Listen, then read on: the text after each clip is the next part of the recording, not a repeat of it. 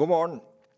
Et analysefirma som heter Carbon Tracker har gjort seg kjent for begrepet stranded assets, som de bruker om oljeinvesteringer, som de mener vil bli verdiløse på lang sikt, fordi klimautviklingen og den politiske utviklingen vil gjøre det ulønnsomt å investere i olje. Nå skal vi høre fra en kar som heter Kingsmill Bond, som jobber i Carbon Tracker. Han har tatt begrepet stranded assets med seg videre til plasten. Oljenæringen og den petrokjemiske industrien ser for seg at plast i økende grad skal være en livline for næringen og ta opp en større og større del av oljeressursene i fremtiden. Forutsetningen er da at produksjonen av plast skal øke kraftig, en dobling i 2040. Men Kingsmill Bonds poeng er at her risikerer oljeindustrien og den petrokjemiske industrien å gjøre opp regning uten vert, fordi samfunnets aksept for de miljøproblemene som følger med plasten, raskt er på vei nedover. Med andre ord, de kjempeinvesteringene som man ser for seg i fremtidig plastindustri, de vil ifølge Kingsmill Bond fra Carbon Tracker løper veldig stor risiko for å bli verdiløse, stranded assets. Se her. Thank you to the Zero Emission Conference for the opportunity to speak today. My name is Kingsmill Bond. I work for Carbon Tracker, which is a think tank that focuses on the consequences of the energy transition for financial markets. One of our observations is that the energy transition quickly creates stranded assets because of the gap that emerges between industry expectations for business as usual and the reality of peaking demand because of technology and policy changes. Witness, for example, the 150 billion euro write-down in the European electricity sector after 2008, or indeed witness the $100 billion and rising write-downs we have seen recently in the oil sector. Witness the collapsing share prices of the fossil fuel companies and the rising share prices of the renewable companies. Financial markets anticipate change long before incumbents realize what's going on. They allocate capital accordingly and they speed up that change. As such, we were especially interested to look at the plastic sector because it is here that the largest gap exists between the expectations of incumbents and the reality of change. And our conclusion is very stark. The oil and petrochemical industries are betting their future on the growth in plastic demand. But that's not going to happen because of the war on plastics. And that means peak oil demand and $400 billion of stranded petrochemical capital expenditure. Let me now move on to 3 or 4 slides I'm going to share with you, not too many, fear not.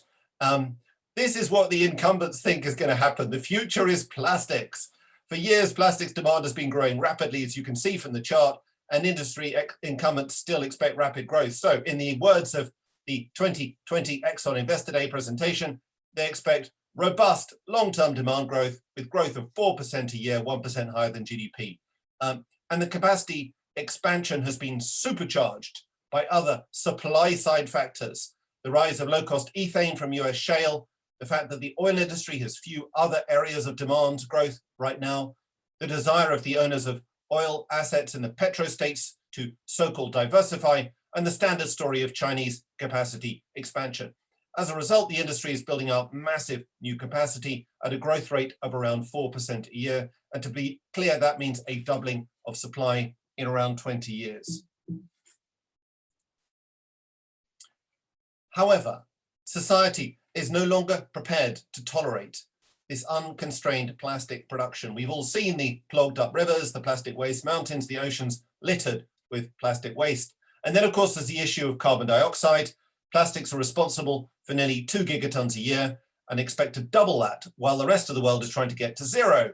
You also have health costs from the toxins, collection and sorting costs added all up, and you get to an externality cost of around $1,000 per ton of plastics, which is a subsidy from society to the plastics industry of $350 billion a year.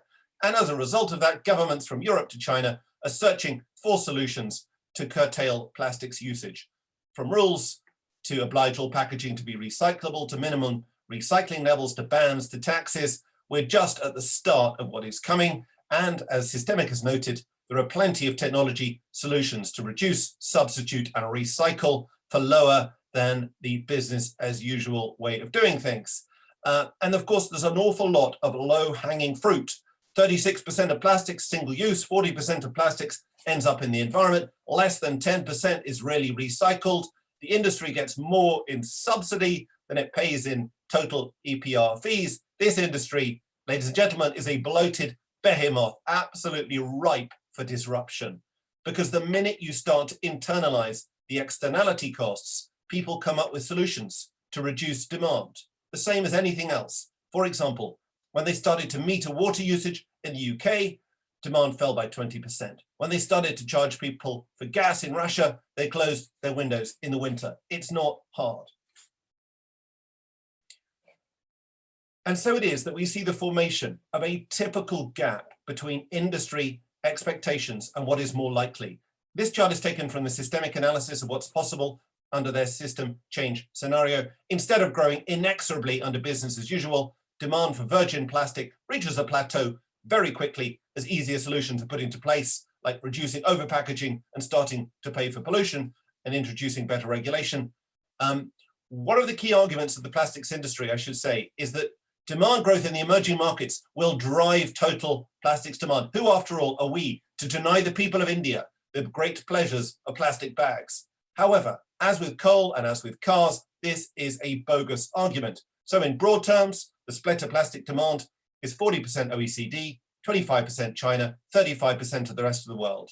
So to get to the industry's expected 4% annual demand growth, you need 2% growth in the OECD, 4% growth in China, and 6% growth in the emerging markets. That's just not going to happen. However, if you have -2 in the OECD, flat in China, you still have room for 2% annual growth in the rest of the world. So we can share the benefits of plastics without having so much of it. And surely the other key point is that the future lies with companies that come up with solutions. Solutions to reduce plastic waste, to increase recycling, to reduce pollution. There will be rich rewards for the Ørsted or the Neste of the plastics industry. And my final slide, there are very significant implications of this for the oil sector as a whole, because expected demand growth is collapsing in other areas as a result of electrification and the COVID shock. According to the latest IEA estimates, plastics are the largest single component of expected oil demand growth in the period to 2030, making up 3 million barrels of oil out of 5 million barrels of oil a day expected growth, so 57% to be precise. The implication is that if plastics demand growth does not happen as the oil industry hopes, a peak in oil demand becomes ever more likely. Remove the plastic pillar and the whole story fails. This in turn has very significant implications. When demand is rising, OPEC can maintain its cartel, decline rates can maintain high prices. As demand starts to fall, you have overcapacity, decline rates become a burden, not a support, and OPEC members start to cheat on their quotas. The old rules that the industry has learned over a century of ever-rising demand are no longer valid as we enter into 50 years of decline. So I leave you with one parting observation for the oil industry. Do not try to sustain the unsustainable. Business as usual has no future.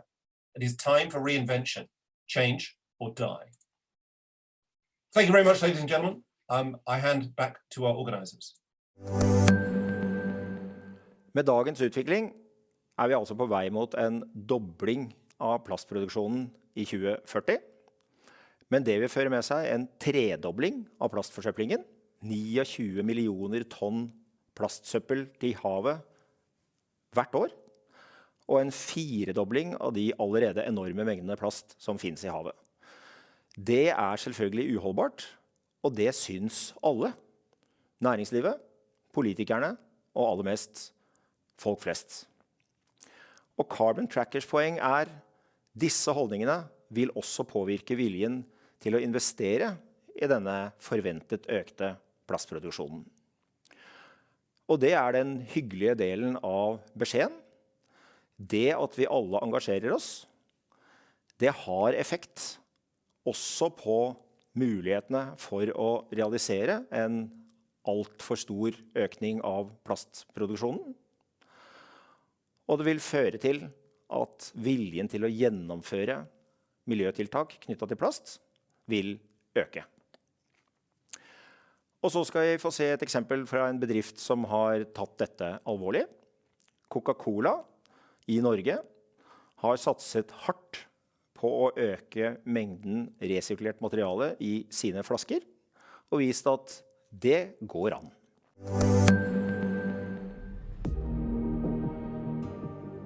Vi i Coca-Cola har et særskilt ansvar når det gjelder å håndtere fotavtrykket fra vår emballasje. Vi i Coca-Cola Norge har jobbet lenge med å redusere dette avtrykket. Vi er en del av det norske pantsystemet som anses å være en av verdens mest effektive innsamlingsløsninger for drikkevareemballasje. Men vi kan ikke bare samle inn emballasjen, vi må også gjenbruke den hvis vi skal skape gode, bærekraftige løsninger. Slik at vi reduserer bruken av jomfruelig plast. Vi har investert i ny teknologi og resirkulert materiale i mange år.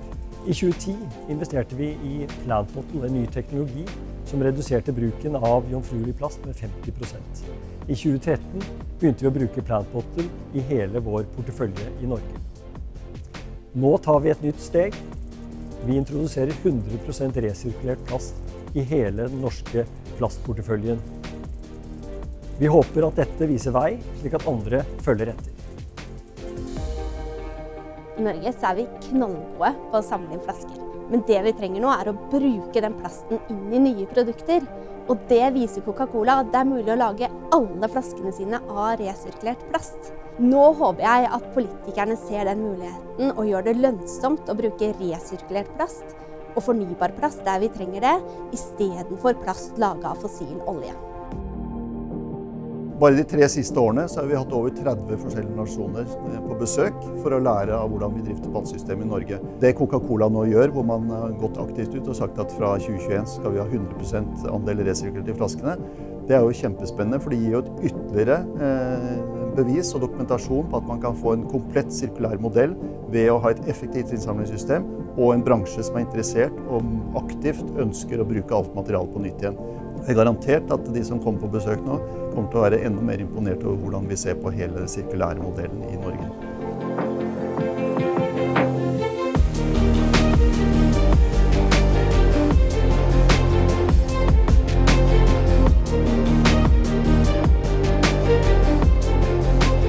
Resirkulering av plast det er helt nødvendig for å bygge opp en sirkulær økonomi. At store internasjonale aktører er med og viser vei er veldig bra for å få til en grønn omstilling. Det verdensledende innsamlings- og pantesystemet vi har i Norge, det gjør en slik omlegging enklere. Og jeg håper at mange land vil gå i samme retning når de skal innrette sine system.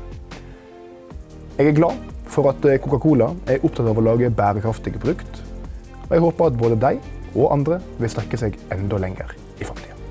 Det at store globale selskaper går først i det grønne skiftet er helt avgjørende for at løsninger raskt nok transporteres mellom land og mellom industrier. Dette gir også forbrukere en mulighet til å ta reelle valg. I dagens jungel av buzzword rundt sirkulær økonomi viser Coca-Cola hvordan en ved konkret handling kan ta ut nesten 5000 tonn ny plast hvert år. Slik skal vi bygge Norge til et utstillingsvindu for gode, bærekraftige løsninger, og for resten av verden til å si «Look to Norway».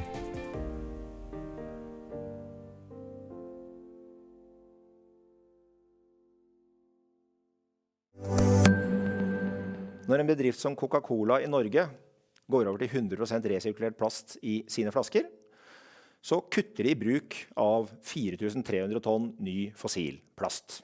Og når vi vet at Coca-Cola globalt bruker 3 millioner tonn plast i året til flaskene sine, så skjønner vi at dersom det norske eksempelet blir rullet ut over hele verden, så kan det bidra til en stor besparing av ny fossil plast, med klimakonsekvenser og med naturkonsekvenser. Dette er ett eksempel på hva en bedrift og et selskap kan gjøre, og hvor stor forskjell næringslivet kan gjøre hvis det gjør de riktige miljøvalgene. Og det er altså et eksempel på at det er mulig.